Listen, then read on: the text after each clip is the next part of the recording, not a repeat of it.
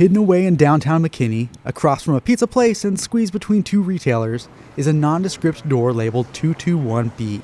It's the home of Playful Corp, a small video game developer with a lot of pedigree. It's an unexpected spot for a company that has a history of blazing trails on new technologies. Hi! Playful Corp's game Lucky's Tale was a launch title for the Oculus Rift virtual reality headset. The company's new, non-VR version of the game, Super Lucky's Tale, was a launch title for Microsoft's high-powered console, the Xbox One X. I love McKinney. We love McKinney. It's a really kind of unique place to be for a game studio. We feel like we're this high-tech thing embedded in this really old-fashioned place. Many of the people working at Playful, including CEO Paul Bettner, have been making games in the Dallas-Fort Worth area for a long time. The company rose out of the ashes of Ensemble Studios, the developer most famous for the Age of Empires series of strategy games. After Ensemble was shut down in 2009, Bettner co-founded New Toy, the developer behind the early smartphone smash hit Words with Friends. He later sold the company to Zynga, the company that brought you Farmville, and founded Playful in 2013. Since then I've worked on, maybe a dozen different games and been doing this for about 23 years, 22 years, something like that. We started, originally it was just like three of us and we were working from home, right?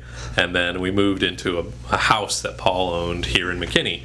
We've slowly filled up all upstairs, right? And we ran out of room, and so we had to come into another office and we filled that out. Now we're here. Their latest release, Super Lucky's Tale, is a platforming game that's evocative of colorful classics like Super Mario 64 and Banjo-Kazooie. The game's hero, a fox named Lucky, has become something of a mascot for the studio. We test things, we play internally all the time, and it's just another animal altogether to see it out in the wild and see the smiles that it brings to people's faces. It's both somewhat laid back because we're a game studio, we know we're making games, and yet it's also super intense because the process of doing creative work on cutting edge platforms and cutting edge technology like this, it's the intersection of these two things, like the reality of sort of needing to deliver on what's technically capable and also a cutting edge experience for our players, and then also this desire to build beloved characters and like create stories and worlds that people will cherish for their whole life. And our studio is the amalgamation of those two things. Like we bring those two forces together. The environment here is very family friendly.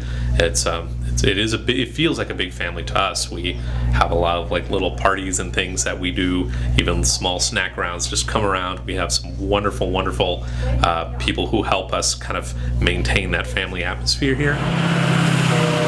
We're building the new office. That's going to be 50,000 square foot. It's right there. It's right off the square here in McKinney.